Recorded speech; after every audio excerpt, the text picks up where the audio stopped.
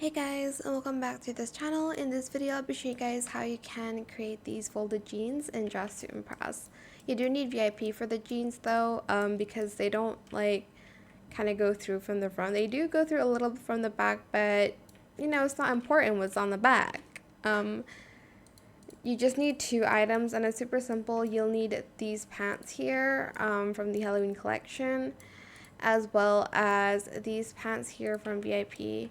And I just color matched it. If you don't want to color match it, that's fine. This also looks cute already, but if you want to color match it, you can try to color match it as much as you can. Just make sure it's on the denim toggle and it is this kind of color. Obviously you're going to well, not obviously, but you might want to change the jeans color. You do have to color match it again, but this is if you want to color match it. If you don't, it's fine. It still looks totally cute without it. So yeah, that is it. I hope it was helpful for you guys. Don't forget to like, comment, share, and also subscribe to this channel if you haven't done that already.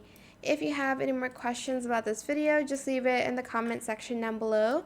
I'll try my best to answer them all for you guys. And if you found this video helpful, please click the thanks button as well. That is it. Thank you so much for watching. Bye.